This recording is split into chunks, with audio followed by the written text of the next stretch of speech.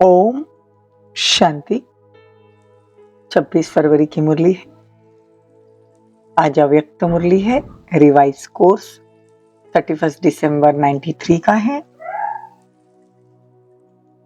मुरली का टाइटल है नए वर्ष में सदा उमंग उत्साह में उड़ना और सर्व के प्रति महादानी वरदानी बन व्यर्थ को समाप्त करना।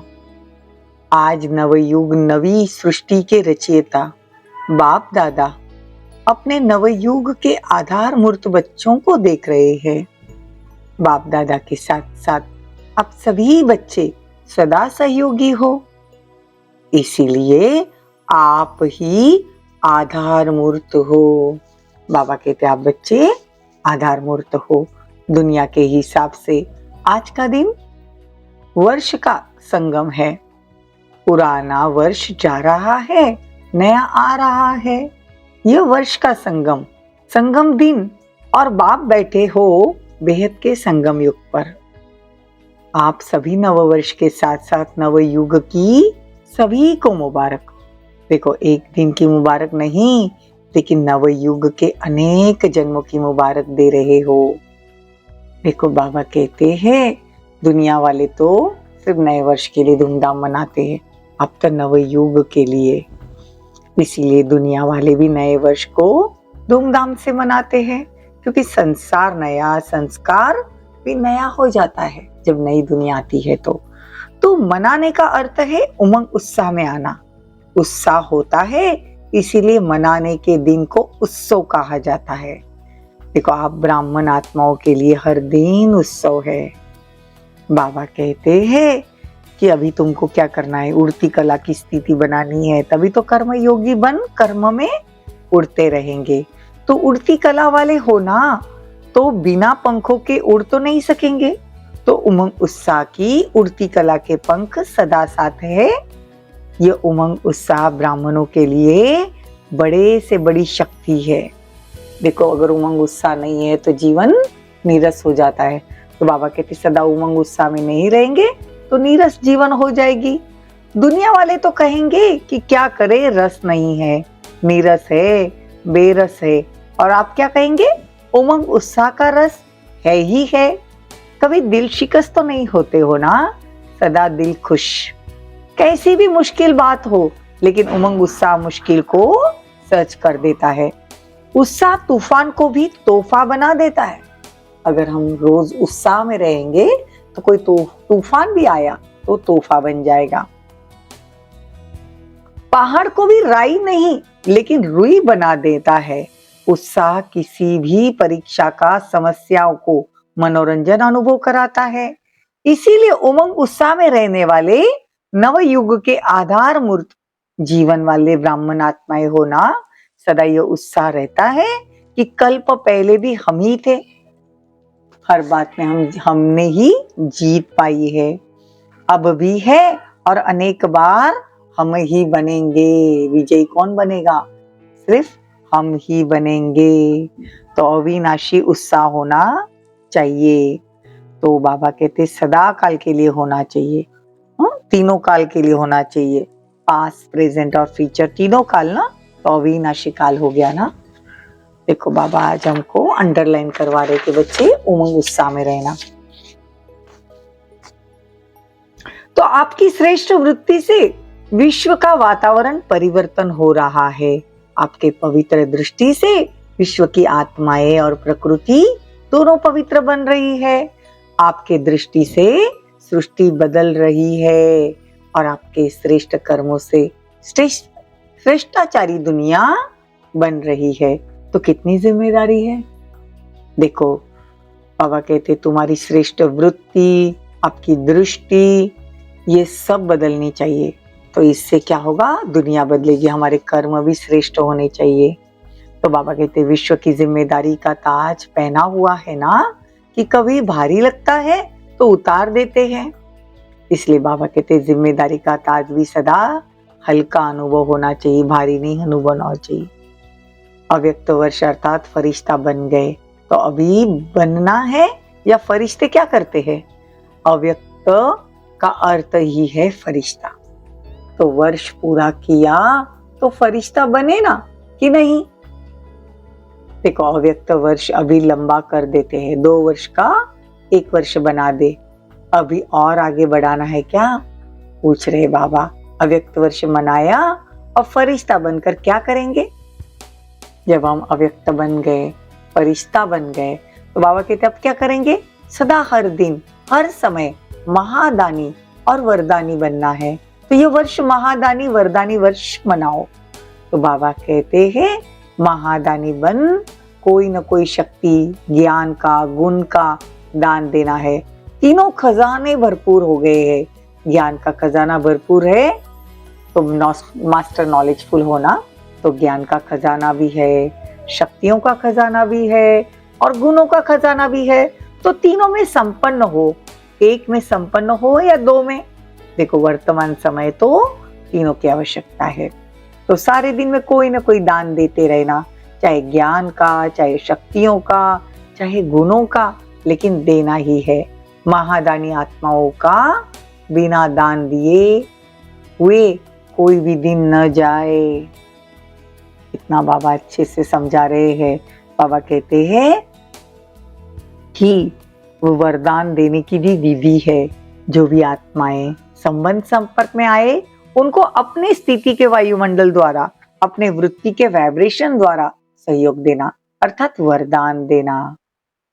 कैसी भी आत्मा हो, गाली देने वाली हो, निंदा करने वाली हो, लेकिन आप शुभ भावना, शुभ कामना द्वारा, वृत्ति द्वारा, स्थिति द्वारा ऐसी आत्माओं को भी गुणदान व सहनशीलता की शक्ति का दान वरदान दो।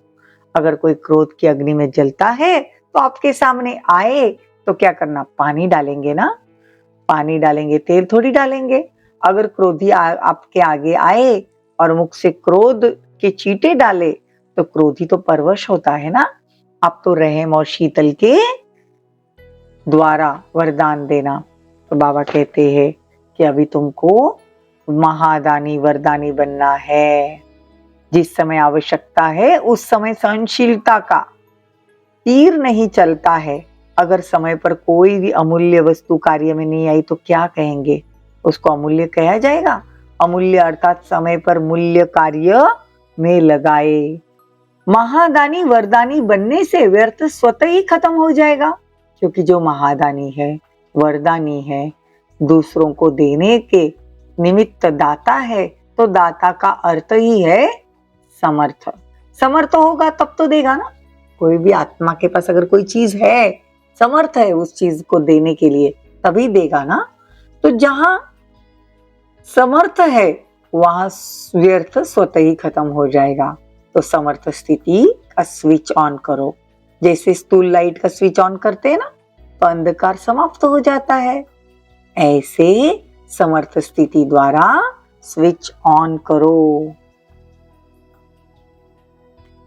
बाबा कहते हैं चारों ही सब्जेक्ट में नंबर 1 लो। देखो चाहे ज्ञान में, चाहे योग में, चाहे धारणा में, सेवा में, हर सब्जेक्ट में हर रोज कोई ना कोई बाबा कहते हैं नवीनता लानी है।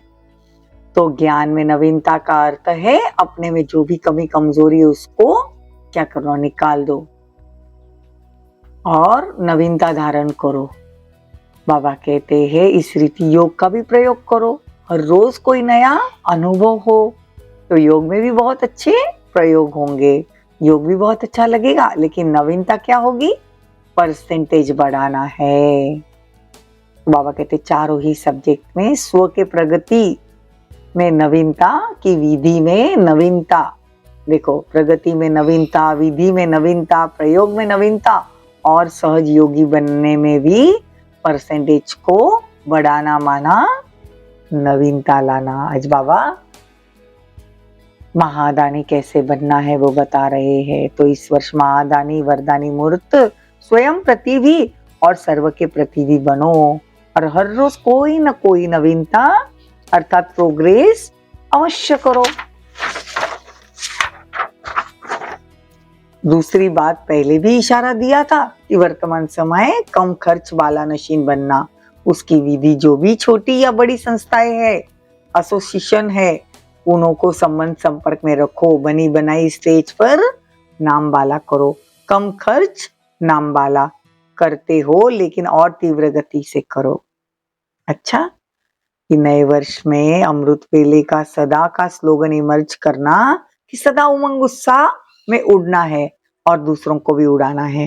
देखो बीच बीच में चेक करना है, ऐसे नहीं कि अमृत वेले चेक करो और सारा दिन मर्ज कर दो, ऐसा नहीं कि रात को सोचो कि आज का दिन तो ऐसे ही रहा, नहीं, बीच बीच में चेक करो, सिर्फ इमर्ज करो। बाबा कहते उमंग उत्साह के बजाय और कोई रास्ते पे तो नहीं चले ना, तो वो देखो। उड़ती कला के बजाय गिरती कला में तो नहीं आए ना, वो देखो। अच्छा, चारों ओर के नव जीवन अनुभव करने वाले सर्व ब्राह्मण बच्चों को, सदा नव युग के आधार मूर्त श्रेष्ठ आत्माओं को, सदा संकल्प बोल और कर्म द्वारा महादानी वरदानी आत्माओं को, सदा स्वयं की स्थिति द्वारा औरों की परिस्थिति को भी सहज बनाने वाली समर्थ आत्माओं को, सदा हर दिन स्वयं के प्रगति अर्थात नवीनता का अनुभव करने वाली आत्माओं को, सदा एक नामी और इकोनॉमी से चलने वाली आत्माओं को, बाप समान समीप आत्माओं को बाप दादा का याद प्यार और नमस्ते। हम रूहानी बच्चों की रूहानी माता पिता बाप दादा को याद प्यार, गुड मॉर्निंग, नमस्ते, थैंक यू, बहुत बहुत शुक्रिया। वरदान, तन को आत्मा का मंदिर समझ उसे स्वच्छ बनाने वाले नंबर 1 श्रेष्ठ ब्राह्मण आत्मा भव। हम ब्राह्मण आत्माएं सारे कल्प में नंबर 1 श्रेष्ठ आत्माएं हैं, हीरे तुल्य है। इस स्मृति से तन को आत्मा का मंदिर समझकर स्वच्छ रखना। जिनकी मूर्ति श्रेष्ठ होती है, जितनी मूर्ति श्रेष्ठ होती है उतना ही मंदिर भी श्रेष्ठ होता है। तो इस शरीर रूपी मंदिर के हम ट्रस्टी है। यह ट्रस्टीपन आप ही स्वच्छता और पवित्रता लाता है। इस विधि से तन की पवित्रता सदा रूहानी खुशबू का अनुभव कराती है। देखो जितना हम ट्रस्टी होकर इस शरीर को भी संभालेंगे, हाँ, तो मन बुद्धि संस्कार और शरीर जितना पवित्र रहेंगे, तो बाबा कहते रूहानी खुशबू का अनुभव सब करेंगे। स्लोगन, रूहानियत में रहने का व्रत लेना ही ज्ञानी तू आत्मा बनना है। रूहानियत आत्मिक स्थिति में रहना है और रूह को देखना है, तो ज्ञानी तू आत्मा है। अव्यक्त इशारे, अब मैदान पर प्रत्यक्ष होने का समय है। शूरवीर शक्ति रूप बनकर प्रत्यक्ष रूप में सामने आओ। जब इस रूप में प्रत्यक्ष होंगे तब बाप और बच्चों को प्रत्यक्षता करवा सकेंगे। जितना प्रत्यक्ष होंगे उतनी प्रत्यक्षता होगी। तो बाप को प्रख्यात करने के लिए प्रत्यक्ष होना पड़े। इसके लिए अपनी कमजोरियों को विदाई दो, तब सृष्टि के कल्याणकारी बन सकेंगे। ओम शांति, ओम शांति।